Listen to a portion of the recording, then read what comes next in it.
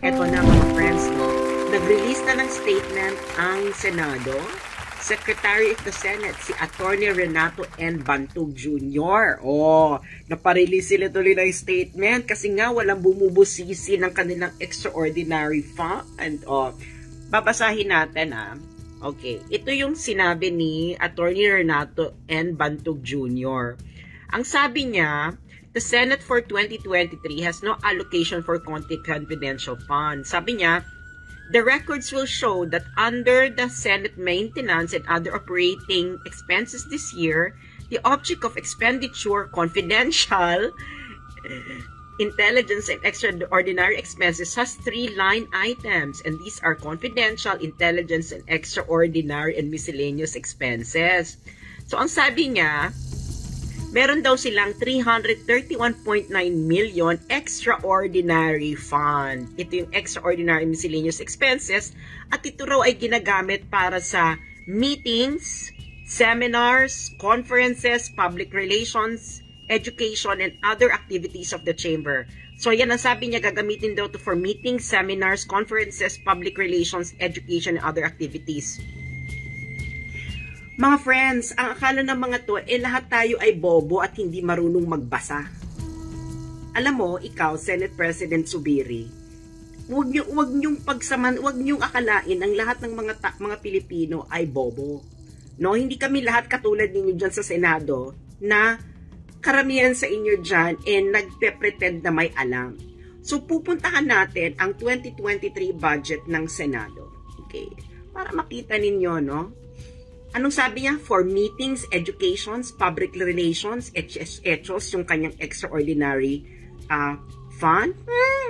Nako, tingnan daw natin ang records. Okay, titingnan po natin, Senate President.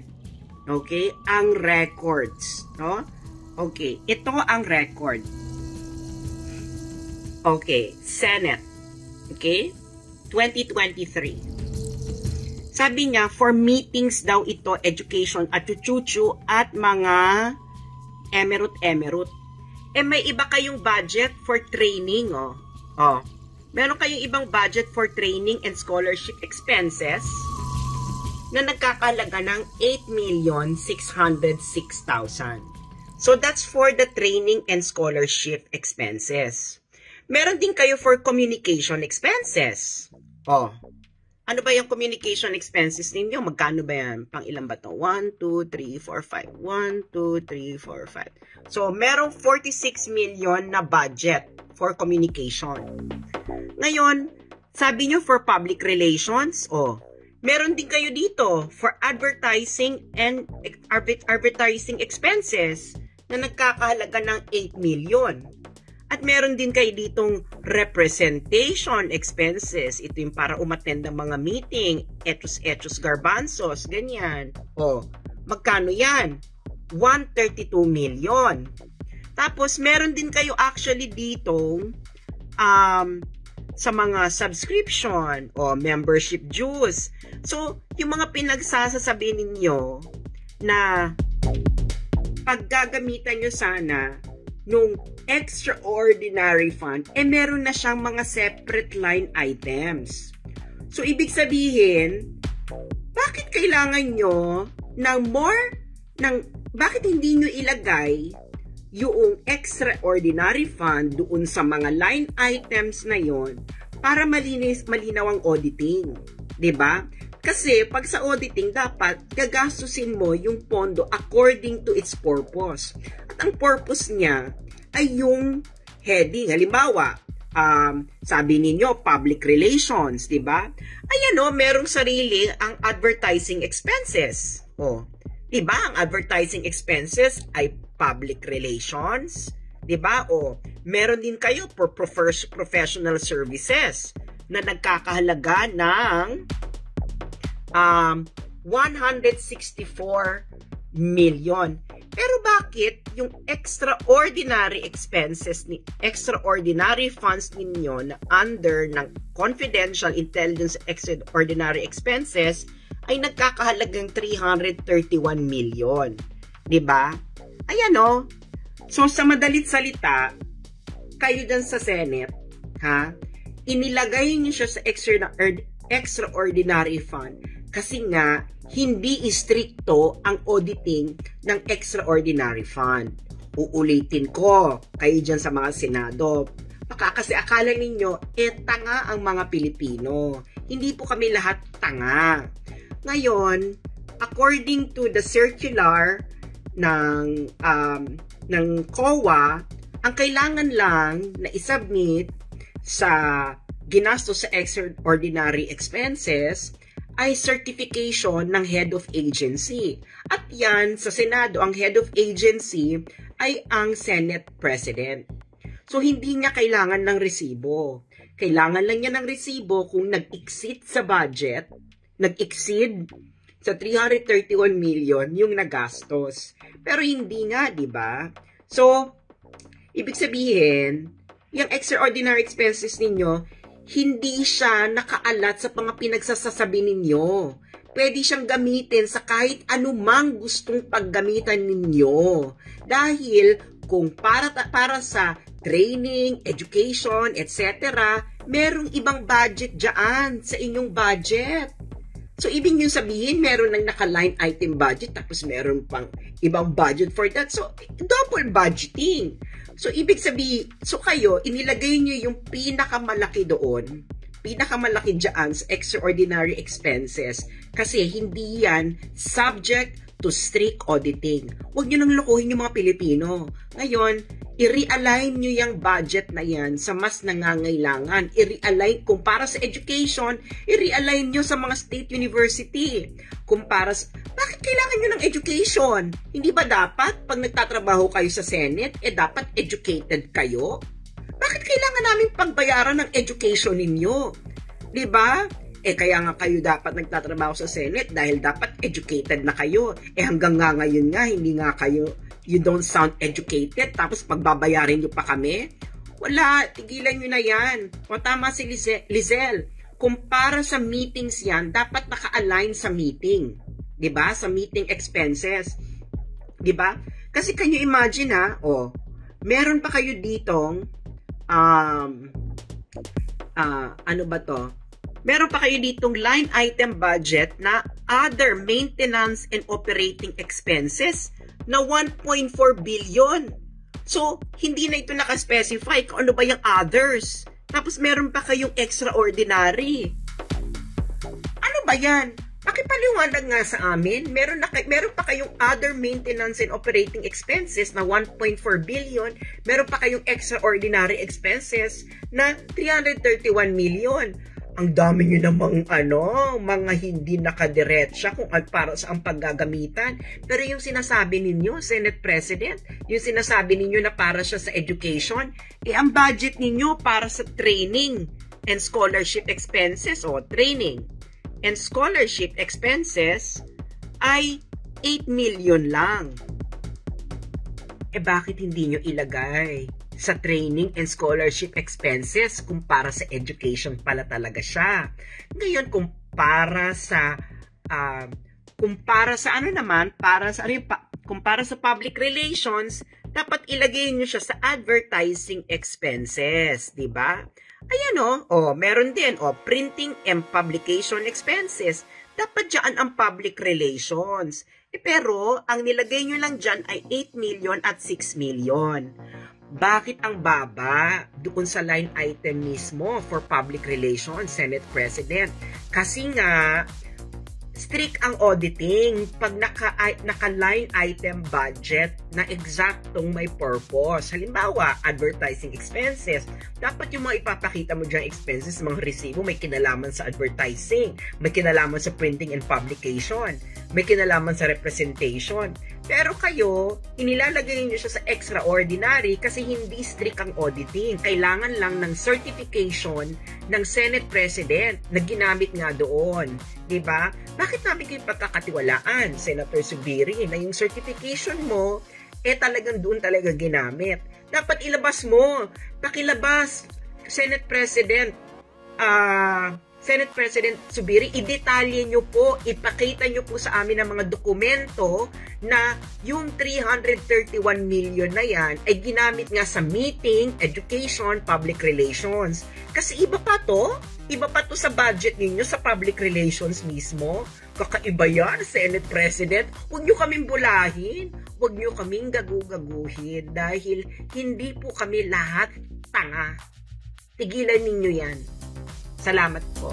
Juan, magandang tanghali po sa inyong lahat.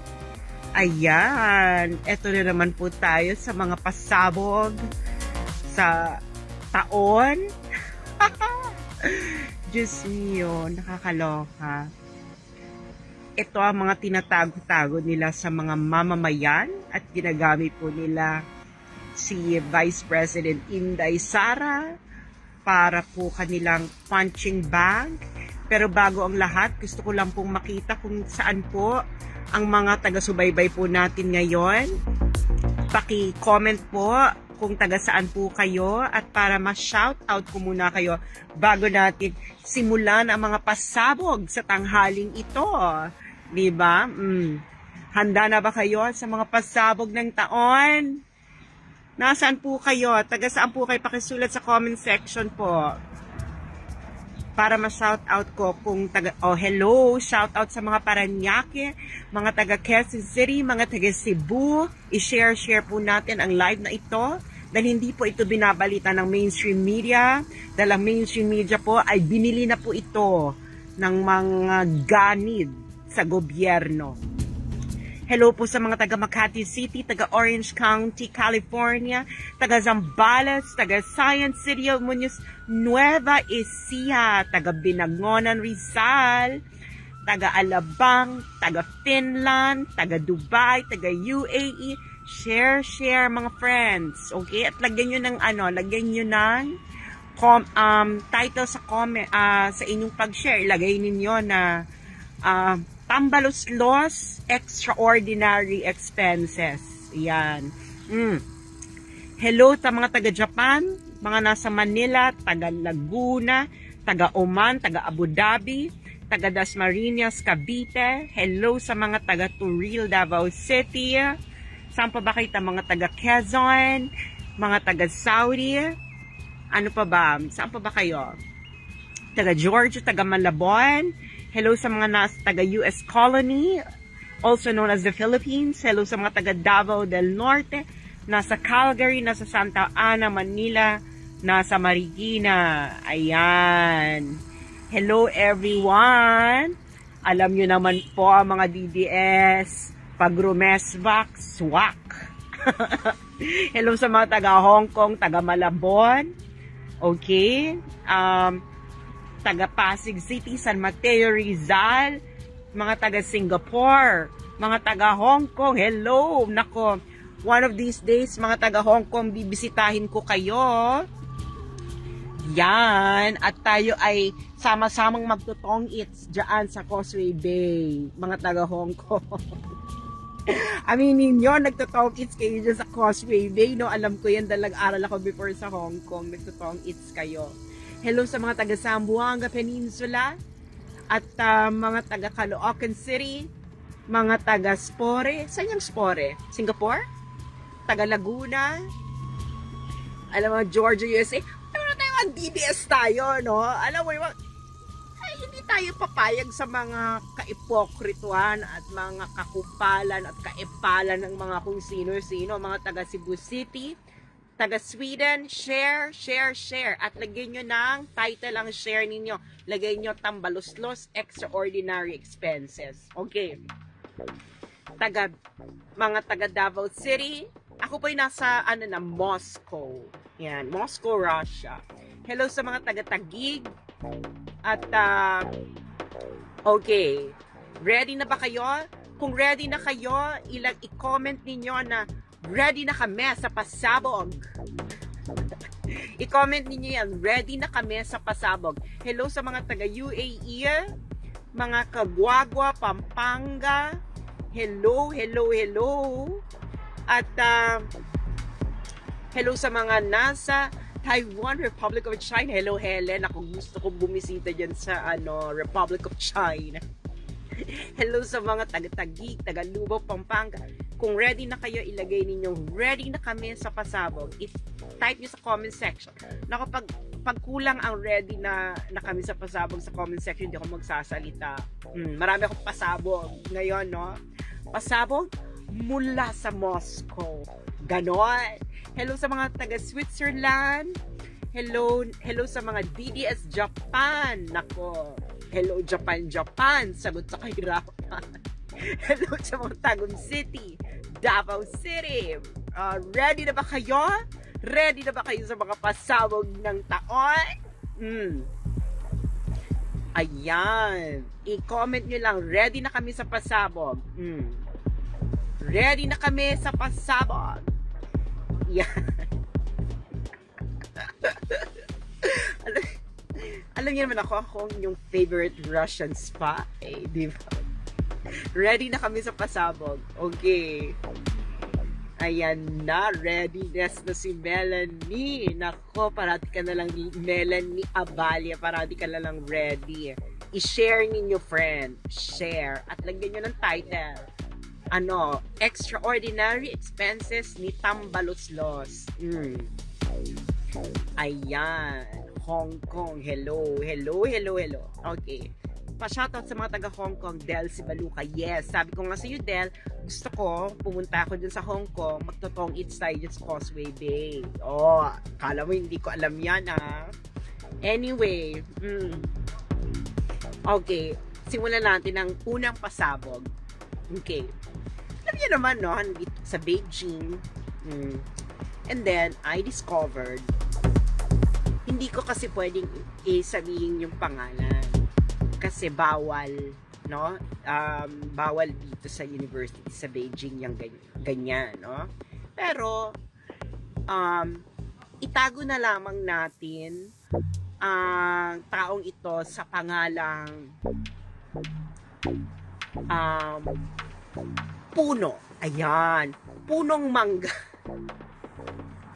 Ano ba magandang puno? Punong Nara. Ayan, itago na lamang natin siya sa pangalang Punong Mangga. Hello sa mga taga Hong Kong.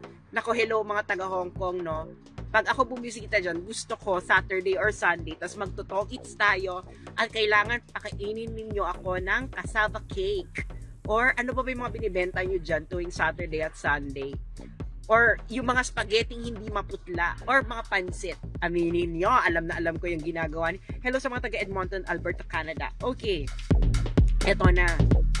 So, itong si Punong Mahogany, ayan, para mas maganda naman, si Punong Mahogany, okay, si Punong Mahogany, ito ay isang masugid na anti-China. Okay? At tinatawag niya yung mga katulad namin na gusto na ayusin ang ating gulo sa China at ayusin ang ating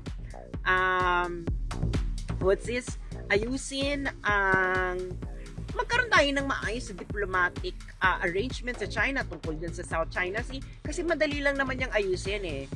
Dahil kung gustong ayusin, maraming paraan. Kung ayaw, maraming anti-China. Anyway, so itong si anti-China ng Punong Mahogany, na feeling mo patriotic, tinatawag kaming mga trader, etos garbanzos, keme latik.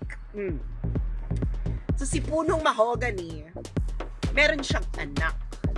Okay? At ngayon ko lang na-discover, as in ngayong araw na ito ko na-discover, ng isa sa mga anak ni Punong Mahogany. Okay? Ni Punong Mahogany. Si Punong Mahogany po kasi, nag-ambisyon po yung maging Punong Nara. Hindi po siya kailanman naging Punong Nara, hanggang Punong Mahogany lang siya. At super anti-China ni Punong Mahogany. So si Punong Mahogany, meron siyang anak. At yung anak niya, na-discover ko today, nagtuturo dito sa same university kung saan ako nag-aaral dito sa Beijing. At itong university na ito ay isa ito sa mga public university, state university sa China. One of the premier universities here in China na inorganize ng CPC, ng Communist Party of China. Hindi ko na lang sabihin ano university kasi nga para ma-protection naman natin yung privacy kasi baka ma-deport ako dito sa China. No? Bawal kasi yung ganyan. So si Puno Mahogany, yung anak niya, nagtuturo dito sa same university kung saan ako nag-aaral dito sa China. At yung university nito, isa to sa mga elite universities dito sa Beijing. Okay, pag sinabi mo tong university na to, highly respected dito sa China. Hindi nga lang siya gaano kaalam outside China, pero dito sa loob ng China, it's very, very well respected. Highly respected. Okay. Si Tariela, hindi nga po si Tariela. Ano ba? Puno nga eh. Yan si Tariela, buto lang yan eh. Punong mahogany. Okay? So, yung anak niya, nagtuturo dito sa university mismo, na kung saan ako nag-aaral dito sa Beijing. Okay? So, lakas-lakas tawagin. Kaming traitor, eklabo, kemelatik. Pero yung anak pala niya, nagtuturo dito. Ay, napaka-impokrito ni Punong Mahogany. Alam mo, ikaw Punong Mahogany. Meron ka kasing vested interest dyan sa South China Sea, sa langis-langis. Kaya ikaw, anong clue? Ang clue nga po ganito. Ang clue po, si Punong Mahogany, nag-ambition po yan before, for the longest time ng kanyang career. Gusto niyang maging punong Nara. Ngayon, si Punong Mahogany, hanggang Punong Mahogany lang siya. Hanggang natapos na ang growth ng kanyang Punong Mahogany, hindi siya naging Punong Nara. Okay? So, oy, Pat Neil Maxwell, masyado kang giveaway. Anyway, so yun po. So, naloka ako. No, naloka ako. Sabi ko, ay, nakakaloka ito. Sabi ko, bakit etchosera si Punong Mahogany? Keme latik. Tapos highly respected pa si Punong Mahogany. Keme latik. Huwag daw tayong makinig sa sinasabi ng China Kemelatik Chimbustar. Pero yung anak niya, paswelduhin ng People's Republic of China, nagtatrabaho, nagtuturo dito sa isa sa mga elite universities sa Beijing na in-establish ng Communist Party of China. My God. My God. My God. Hindi ko nga pwedeng sabihin kung sino, no? Bawal nga. It's like, baka ma-deport ako dito sa China dahil nga bawal yung mga ganyang information nilalabas. So, blind item lang. Pero nga, Punong Mahogany, ang masasabi ko lang ay, oh my God. Your panties are dirtier than mine. Hindi nga pala ako nagpa-panty. So, anyway, parati akong komando, no? Because komando is always fresh. Okay. Kung ready na kayo sa next pasabog, isulat nyo sa comment section na pasabugin na yung si Tambaloslos. Ganyan. Oh. Ano ba? Oh. Naloka ba kayo? Na yung anak ni Punong Mahogany ay nagtuturo dito sa university na kung saan ako nag-aaral. Oh. Paswelduhin din pala siya ng Communist Party of China. Paswelduhin? Can you imagine? O, tapos siya yung umiikot-ikot sa media. Huwag kayo makinig sa China, pero yung anak ko po, hindi ko po sasabihin na sumusweldo po sa Communist Party of China kasi nagtuturo po siya sa mga universities, sa mga elite universities sa Beijing. Sera ka, Punong Mahogany. Anyway, next. Dito na tayo kay Tambaloslos. Okay. Alam nyo na eksena, no? So, itong si Tambaloslos, ginamit niya itong Makabayan Block, itong sina Raul, itong ACT teacher, at itong Makabayan, itong legal front ng CPP-NPA. At hindi ako nagre-red tag. Yan ang sinabi ni Joma Season. Legal front kayo sa isang video. Okay. Alam yan. Alam yan ng lahat. Anyway.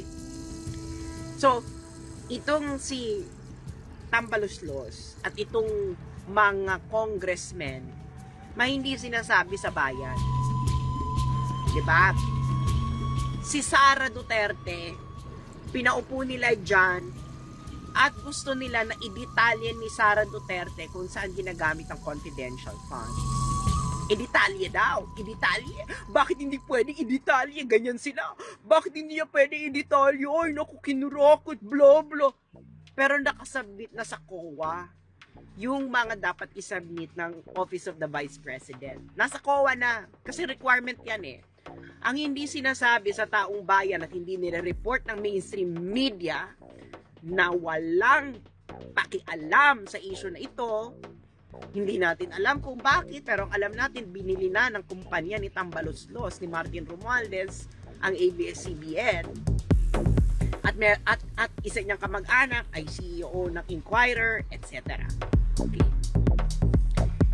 Ang House of Representatives for 2023 ay may 1.6 billion confidential funds listed as extraordinary expenses. Yun ang kanyang specific type. Extraordinary expenses. 1.6 billion. 1.6 billion. According sa isang retired na taga-COA na kumontak sa akin, mas malala ang extraordinary expenses. Kasi ang extraordinary expenses, certification lang ang kailangan. Less strict ito kaysa sa confidential funds na mas strict ang mga requirements. Okay? So, extraordinary expenses, certification lang. At sa House of Representatives, ang may control niyan, okay, ay ang House Speaker.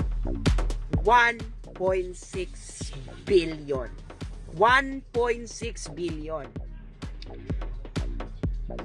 Naidetalye na ba ng House of Representatives ni House Speaker Martin Romualdez kung ano yung extraordinary expenses na nagkakahalagang 1.6 billion pesos? So, kung ikukumpara mo ito dun sa tina-target nila yung 150 million na confidential funds ng DepEd, maning-mani yung 150 million kumpara sa 1.6 billion ng House of Representatives. Kita mo, tahimik yung mga congressman, tahimik si Raul Manuel ng Kabataan Party List, may parali-rali pa sila, abolish confidential funds! Pero pala sila dyan sa Kongreso, may 1.6 billion confidential fund listed specifically as extraordinary expenses na hindi strict ang auditing kasi nga certification lang ang kailangan. Okay. 1.6 billion. Okay. Itong 150 million confidential funds ng DepEd, ipanaliwanag kung saan gagamitin. Anti-sexual predators. Kasi nga, ang mga estudyante na under ng DepEd, no, ito yung mga schools nila, mga minors ito K-12. K-12. So, ito talaga yung mga tina-target ng mga pedophile. Okay? Ng mga dirty old men. Okay? Ng mga pedophile sa Pilipinas at sa ibang bansa. Diba? Yan. Ano pa? Saan pa daw gagamitin yung confidential fund? Para rin yung drug trafficking.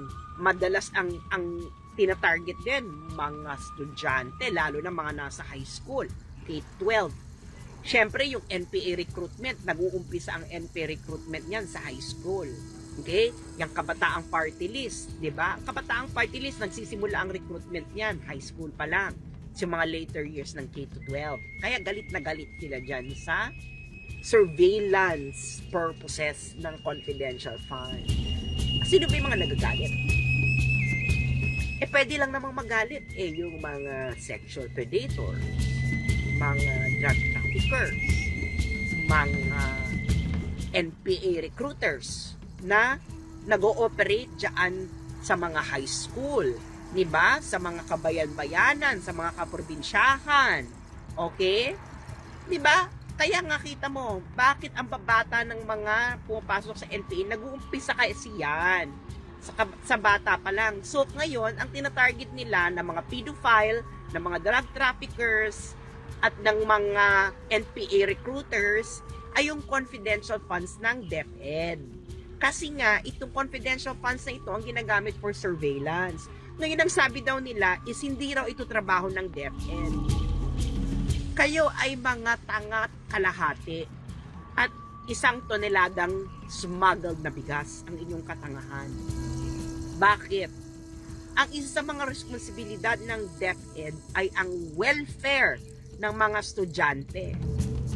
Ano nga ba ang mga issue ngayon na may security implication sa welfare ng mga estudyante? Itong issue ng sexual predation, ng drug trafficking, at ng NPA recruitment at iba pang insurgency recruitment. So, 150 million yung nasa DepEd. Pero, alam natin na ito'y gagamitin for the surveillance para maprotektahan ang mga estudyante sa sexual predation, drug trafficking, at sa NPA recruitment. Yung 1.6 billion po na extraordinary expenses na confidential fund ng House of Representatives, para saan po yan? Para saan po yung 1.6 billion? Meron na po bang hearing? Kung may nag-demand na po ba na i-justify ng House of Representatives para saan yung 1.6 billion nila na confidential fund listed as extraordinary funds? Para sa hindi nakakaalam at kakarating pa lang, ang extraordinary funds po ay mas malala kaysa sa confidential funds kasi ang extraordinary funds, certification lang ang kailangan. Certification lang ang kailangan. Nasaan po? Bakit po may 1.6 billion extraordinary expenses? Tapos ito namang si Senate President Miguel Zubiri, ang kapal din ng pagmumukha mong tao ka. Ang Senate po ay may 331 million confidential fund listed again as extraordinary expenses. Again, ang extraordinary expenses ay certification lang ang kailangan sa paggastos ito. Hindi po ito kasing strict ng confidential funds or other types of funds. Bakit meron kang 331 million extraordinary expenses listed at confidential fund? Bakit ang Senate of the Philippines meron yan? Para saan? Ano ang extraordinary expenses ng Senado? Ano ang extraordinary expenses ng House of Representatives at kailangan nila ng 1.6 billion? Ito pa. Ang House of Representatives under the speakership of Martin Romualdez ay may traveling expenses for 2023 ng 2 billion pesos. 2 billion pesos po ang traveling expenses ng House of Representatives according to their budget. Bakit kailangan ninyo ng 2 billion pesos for traveling expenses dyan sa House of Representatives? Para saan? At bakit hindi nyo ito ipaliwanag sa taong bayan? Bakit kayo, na gumagawa lang naman ng batas, nakaupo lang naman kayo dyan, kailangan nyo ng 2 billion na traveling expenses, and that is on top of the 1.6 billion confidential fund listed as extraordinary expenses na mas malala. Kasi nga, certification lang ang kailangan ng extraordinary expenses at hindi ito kasing strict ng confidential fund. Bakit hindi ninyo kayo Zubiri Romualdez, bakit hindi nyo ipaliwanag sa taong bayan ano ang purpose ng ininyong extraordinary expenses? 1.6 billion.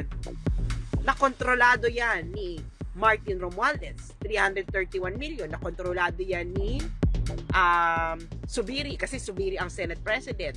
Siya ang mag-a-approve ng release. Si Martin Romualdez, kontrolado niya yung 1.6 billion kasi siya mag-a-approve ng release kasi siya ang speaker. So, ipaliwanag sana ni Martin Romualdez ang 1.6 billion extraordinary expenses na confidential fund ng House of Representatives.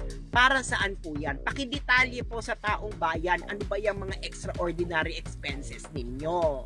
'Di ba? Kasi meron na kayong budget for personal services. Ang personal services po na budget ng House of Representatives for 2023 ay 4 billion. 4 billion. Tapos meron pa silang travel expenses na 2 billion at extraordinary expenses na 1.6 billion. Ano po ba ang pinagkakagastusan ng House of Representatives at kailangan ninyo ng 2 billion na travel expenses? Bakit kailangan ninyo ng 1.6 billion na confidential fund listed as extraordinary expenses na hindi kasing strict ang auditing kaysa sa confidential fund? Pinaghati-hatian nyo po ba yung 1.6 billion amongst yourselves? Yan na po bang bagong pork barrel? Yung 1.6 billion na yan? Tapos may 2 billion pa na travel expenses. Saan ba kayo pupunta? At 2 billion ang inyong travel expenses. Diba? So ngayon, okay lang naman sa OVP na tanggalin ng kanyang confidential fund. Okay lang din naman sa DepEd. Pero syempre, hindi nila magagawa ang kanilang trabaho na protektahan ang 22 million minors in the Philippines against sexual predation, drug trafficking, at NPA recruitment sa mga DepEd schools. Kasi marami yung nangyayaring sexual predation, drug trafficking, at NPA recruitment sa mga public schools, sa K-12. Yan. So, kayong mga magulang na nakikinig, papayag ba kayo na ang 22 million na anak ng mga magulang ng mga Pilipino ay hindi mapoprotektahan lamang sa sexual predation, drug trafficking, at NPA recruitment sa mga public schools? Welfare ng mga estudyante ang isa sa mga mandate ng DepEd, at ang surveillance ng mga criminal organizations at terrorist organizations sa umaaligid at ginagamit ang mga school grounds para sa sexual predation, drug trafficking, at NPA recruitment ay kailangan ng matinding surveillance. Bakit? Magkano bang ang budget ng CCP-NPA? Ang pondo ng CPP-NPA, no, umaabot niya ng 1 bilyon. Tapos, saan sila nag-recruit? Ang nire-recruit nila mga bata kasi mas madaling imolde ang isipan ng mga kabataan. So, nasaan yung 1.6 billion? Ano yung extraordinary expenses ng House of Representatives na 1.6 billion? At 331 million sa Senate. Ano yung extraordinary expenses na confidential fund? Kasi nga, hindi yan kasing strict ang auditing eh. According to the COA, retired COA Division Chief na aking nakausap. Okay? Hindi yan kasing strict ang auditing ng confidential fund kasi ang confidential funds daw pala, mas marami ka pang isasubmit. Okay? Pero syempre, yung auditing ng confidential fund, it's going to be confidential nga. Pero yung extraordinary expenses na 1.6 billion na under the control ni Martin Romualdez, hindi strict ang auditing yan. Kailangan lang ng certification. So, ano na po, Martin Romualdez, ipaliwanag niyo po sa taong bayan bakit may 2 billion travel expenses ang House of Representatives at bakit may 1.6 billion na extraordinary expenses under na confidential funds. Bakit po ganyan kalaki ang travel expenses ninyo? 2 billion. Bakit 1.6 billion ang extraordinary expenses as confidential fund? Bakit si Sara ang tinitira ninyo? Bakit hindi nyo ipaliwanag muna? Mas malaki ang 1.6 billion sa 150 million ng DepEd. Meron yung makabayan pa, meron pang abolish para sa bayan, pero nag-e-enjoy pala ang House of Representatives ng 1.6 billion confidential fund listed as extraordinary expenses. Yun lang po mga kababayan, no? Huwag tayong magpaloko sa mga to, no? Once is enough. Na niloko nila tayo, huwag na natin paulit-ulitin. Maraming salamat at sana lusubin ninyo ang Facebook page ni Tambaluslos at ipa-explain nyo sa kanya saan ginastos ang 2 billion travel expenses ng House of Representatives. Idetalye ang gastos ng extraordinary expenses ng House of Representatives na nagkakahalagang 1.6 billion. Maraming salamat po at pati rin si Subiri, lusubin nyo yung yung kanyang Facebook page, ipadetalye kay Subiri kung saan ginastos ang 331 million confidential fund listed as extraordinary expenses ng Senado. Maraming salamat po. Wag po tayong magpapaloko sa mga to, no? Alam naman natin na itong mga to ay ginagamit nila si Sara para pagtakpan ang kanilang mga ginagawa.